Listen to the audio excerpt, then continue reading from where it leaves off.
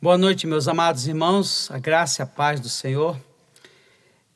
Temos falado na carta aos Hebreus do nosso sumo sacerdote que é Cristo, e quando falamos assim, nós estamos falando sempre, batemos sempre na mesma tecla, é o nosso cuidador, é aquele que intercede por nós, aquele que ofereceu o sacrifício por nós, aquele escolhido de Deus. Foi trazido, nascido da manjedoura, viveu as nossas realidades, morreu, ressuscitou, está à destra. Falamos das qualidades desse sumo sacerdote, falamos dos deveres em duas ministrações e queremos hoje dar um passo a mais e falar sobre a honra do nosso sumo sacerdote, apontando para a honra de Deus, sobre o sacerdócio de Jesus sobre os homens e através dos homens, através das pessoas. O texto que queremos ler em Hebreus capítulo 5, versículo 4 e 5. Ninguém, pois, toma essa honra para si mesmo, senão quando chamado por Deus, como aconteceu com Arão. Assim também Cristo, a si mesmo, não se glorificou para se tornar sumo sacerdote, mas glorificou aquele que disse: Tu és meu filho, eu hoje te gerei. O que é honra? Dentre várias definições, podemos dizer que honra é um conceito que procede de avaliação do procedimento de uma pessoa. Eu escolhi essa definição porque encaixa dentro daquilo que pretendemos falar sobre a honra do sumo sacerdote. A avaliação é um conceito a partir de uma avaliação. E aí a gente pensa assim, as pessoas honram Jesus Cristo como sumo sacerdote? No juízo diz assim, nem todo que me diz Senhor, Senhor entrará no reino do céu. Ou seja, pessoas que estão dentro do âmbito de igreja, que não têm ações de reverência, de temor e respeito e obediência, elas não honram, porque elas têm carência de avaliar quem é Jesus na sua vida. Os ímpios também desonram. Basta ver a cena do Calvário, chegou ao ápice da desonra. Ele foi humilhado e o mais rejeitado entre os homens. Varão de dores, sabe o que é padecer. A pedra que os construtores rejeitaram. Então, dentro da avaliação humana, nas sociedades humanas, dentro dos conceitos humanos, Jesus, ele não é honrado. Só que ele é honrado pelo Pai. Quem avalia Jesus e quem avalia aqueles que são de Jesus é Deus. Daí Paulo dizer para seu filho Timóteo, para ele procurar apresentar-se aprovado a Deus, como obreiro que não tem de que se envergonhar, que maneja bem a palavra. Aí a gente vai lá para Hebreus 11, sobre os heróis da fé. Eles são heróis para Deus, mas eles são desonrados dos homens, homens dos quais o mundo não era digno, que foram lançados nos ermos, jogados às traças, totalmente banidos da terra. Os homens honram aqueles que são propriamente seus do mundo, aplaudem os seus ícones dentro das suas bravuras, mas a avaliação é dentro dos princípios do relativismo, da liberação da pecaminosidade, essas coisas todas. Quando nós vamos falar do sumo sacerdote, que é Jesus, nós estamos falando também da nossa conexão com Jesus. Se ele é o nosso sumo, quando a Bíblia diz que ele é o sumo, ele tem uma escola de sacerdote, ele tem um reino de sacerdote, ele é o maior, ele é o primeiro, ele é a primícia da ressurreição. E nós somos cópias dele. Ele diz assim, como o mundo me odiou, vai odiar vocês também. Isto é um fato. E aí nós precisamos entender o quê? Sobre a honra do sumo sacerdote. Em que consiste essa honra do ponto de vista de Deus? É claro que nós buscamos honra dos homens. A própria Bíblia diz assim, a quem honra, honra. Que bom que as pessoas possam atribuir alguma dignidade a quem prega a palavra de Deus, a quem vive a palavra de Deus, a quem é norteado pelos princípios da palavra de Deus. Que bom, mas nem sempre essa é a realidade. Agora, onde é que está a consistência da honra do sumo sacerdote e, por assim dizer, da escola sacerdotal, do reino de sacerdote, que é a sua igreja invisível espalhada em toda a face da terra? A primeira consistência é em não buscar o seu próprio interesse.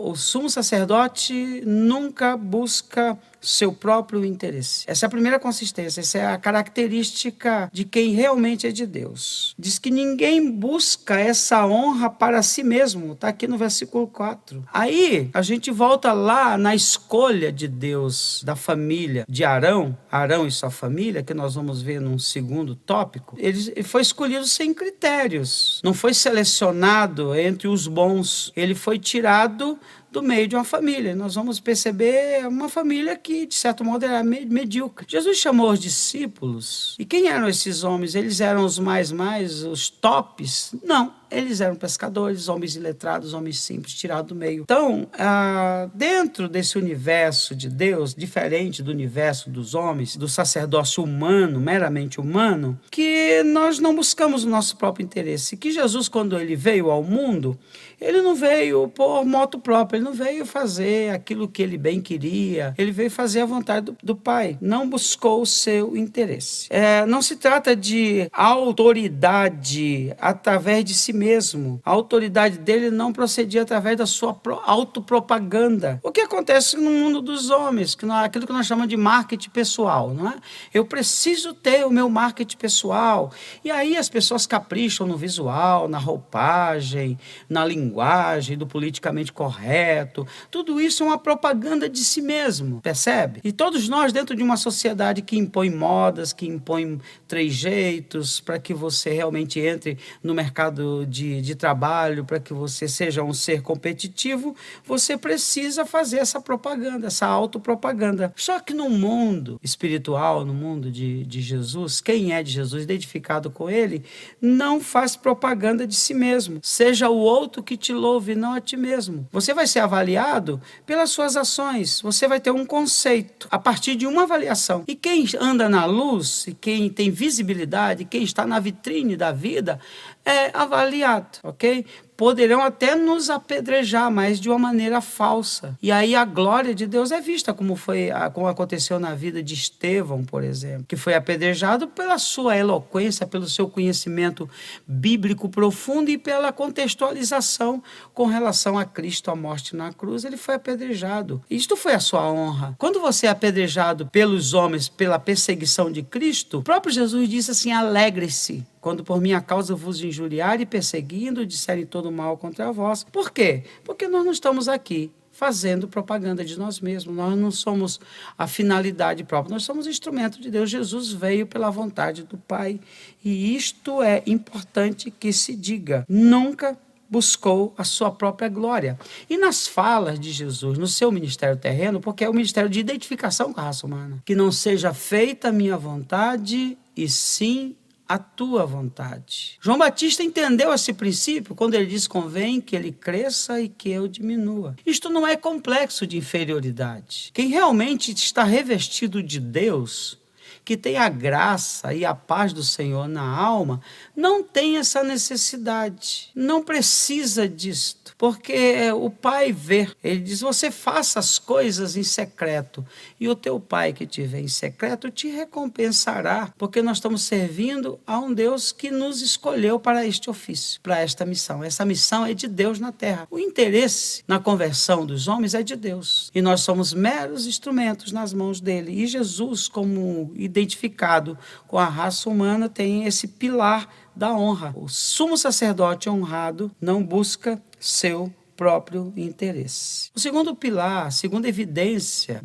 da honra do sumo sacerdote, na consciência das suas limitações e fraquezas. Ora, se por um lado não busca seus interesses, Jesus se identificou com as fraquezas humanas. Por isso que nós vimos numa abordagem anterior, que os sumos sacerdotes lá do Velho Testamento eram vestidos de glória, de grandeza, Jesus vestido das misérias humanas. Jesus usou como roupagem do seu sacerdócio a dor humana, os leprosos, os demoniados, os loucos. Ele estava vestido disso, quem estava no entorno de Jesus era esse tipo de gente. E ele estava absolutamente em casa diante dessa plateia. Ele chorou quando viu Jerusalém dispersa. Então, ter a consciência das limitações e fraquezas, Jesus estava rodeado de fraqueza e ele assumiu o ministério sacerdotal assumindo a nossa fraqueza. Ele assumiu o nosso pecado, ele assumiu as consequências do nosso pecado, ele assumiu a nossa morte. Essa é a característica do sumo sacerdote honrado, identificado com a dor humana. Jesus cumpriu a vontade do Pai mediante as suas fraquezas, abriu mão da glória. Foi a nosso favor, fazendo a vontade do Pai a nosso favor. E a vontade do Pai e a ação de Jesus, identificado com a nossa fraqueza, é para o nosso benefício espiritual. Aí a gente vai para um texto do Velho Testamento sobre fraqueza, que eu queria falar um pouco sobre o chamado de Deus para o sacerdócio de Arão. Em Êxodo, no capítulo 28, os 2 primeiros versículos, diz assim: faze também vir para junto de ti Arão, teu irmão, e seus filhos com ele, dentre os filhos de Israel, para me oficiarem como sacerdotes, a saber, Arão e seus filhos Nadab, Abiú, Eleazar e Itamar. Farás vestes sagradas para Arão, teu irmão, para a glória e ornamento. Arão, irmão de Moisés, foi chamado para ser sacerdote, porque Moisés, lá quando foi chamado por Deus, na sarça que ardia e não se consumia, lá no monte Sinai, ele se recusou. Ele dizia: tenho dificuldade em falar, eu sou pesado em línguas. E aí Deus disse assim: chama teu irmão, ele vai ser a tua fala, ele vai falar por ti. E aí ele inclui Arão e seus filhos no sacerdócio. Agora, vamos analisar uma coisa. Primeiro, quem era Arão? Arão era o irmão medíocre de Moisés, um irmão apagado. O irmão, inclusive, tinha fraquezas terríveis, e inclusive foi o causador lá do bezerro de ouro. Os filhos também. É uma característica desse sacerdote, dos sacerdócios do Velho Testamento, serem fracos. Eles ofereciam sacrifício por si mesmos, estavam constantemente em pecado. Um fiasco. E Jesus, ele dá sequência nesse sacerdócio arônico, caracterizado pelas fraquezas. Não que Jesus fosse como Arão, mas ele pega a mesmo espírito, a mesma vibe, a mesma força. Diz assim, o ministério é baseado em limitações humanas. Jesus reúne 2 tipos de sacerdócio, o que é interessante: o sacerdócio de Arão e o sacerdócio segundo a ordem de Melquisedeque. O sacerdócio de Melquisedeque é o sacerdócio da ressurreição e da glória de Cristo. É o sacerdote para sempre, segundo a ordem de Melquisedeque.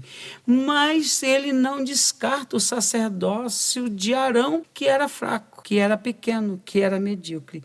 E ele está totalmente identificado com esses 2 níveis, com essas 2 escolas sacerdotais. Tudo se cumpre em Jesus: fraqueza e poder.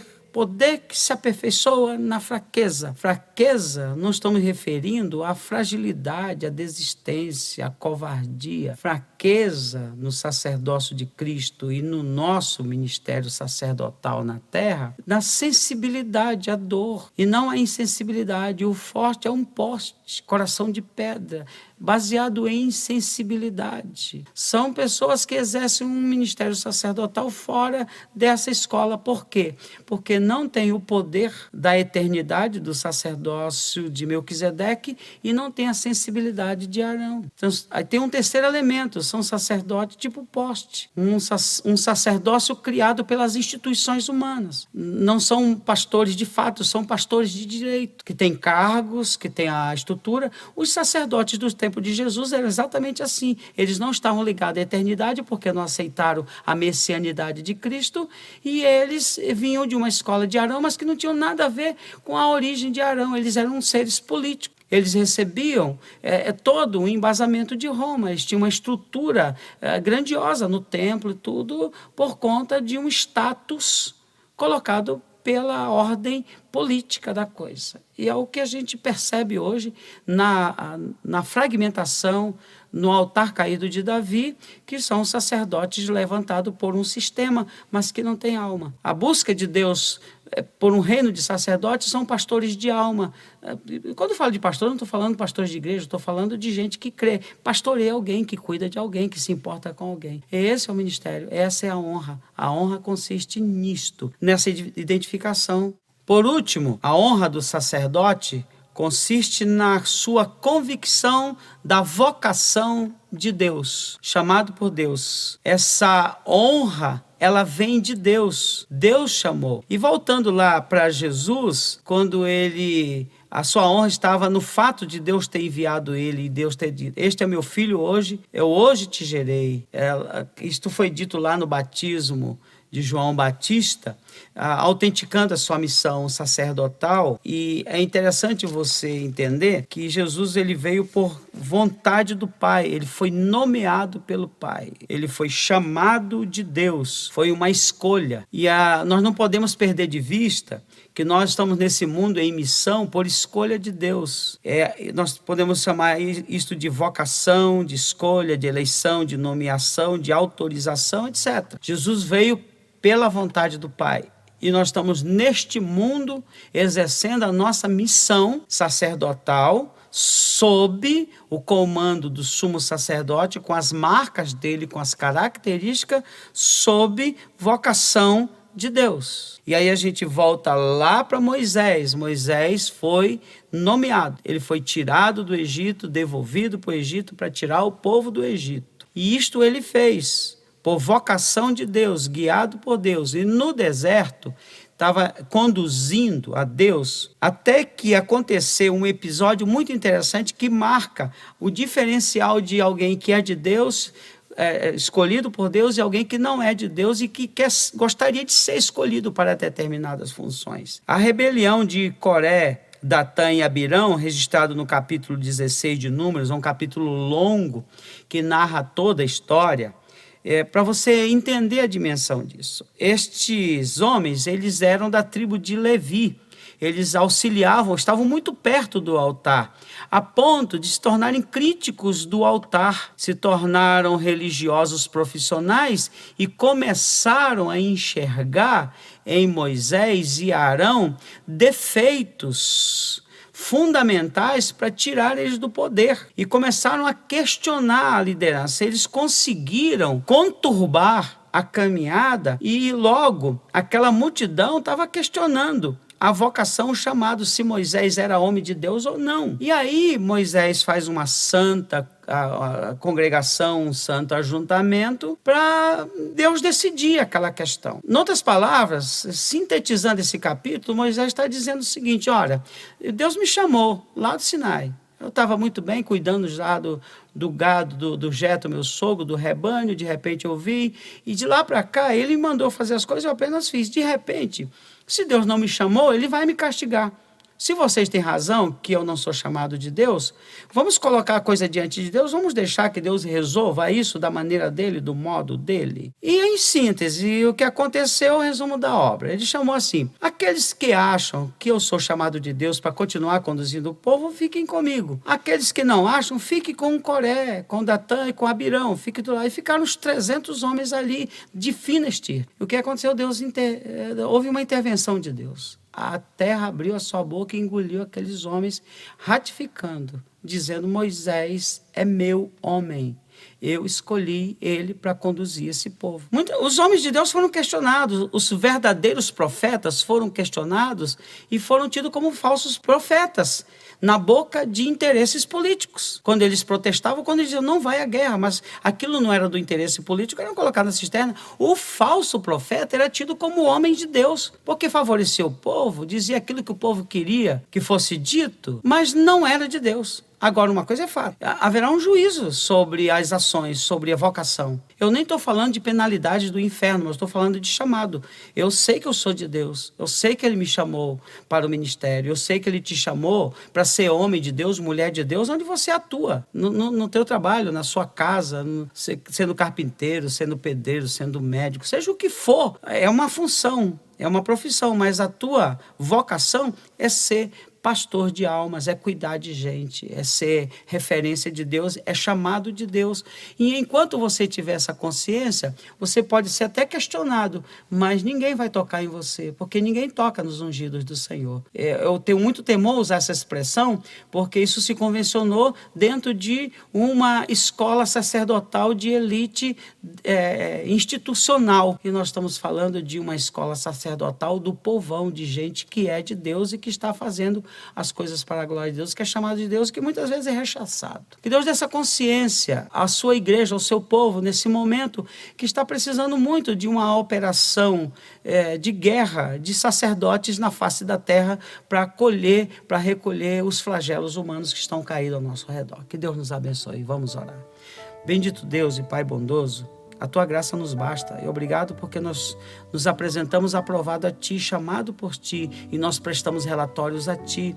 Obrigado porque nem sempre os homens nos honram através das suas avaliações. Os homens veem o exterior, eles avaliam a partir da estética, a partir de atos externos. O Senhor sonda o coração. Por isso que o Senhor escolheu Davi e não a elite lá dos filhos de Jessé. Por isso o Senhor também diz que omite as coisas dos grandes e revela aos pequeninos. Obrigado porque a tua gente espalhada na face da terra, que faz a diferença no mundo inteiro como sal e luz, são gente pequena que não precisa de exibicionismo espiritual. Muito obrigado pelo dom da vida. Em nome de Jesus. Amém. Deus abençoe sua vida.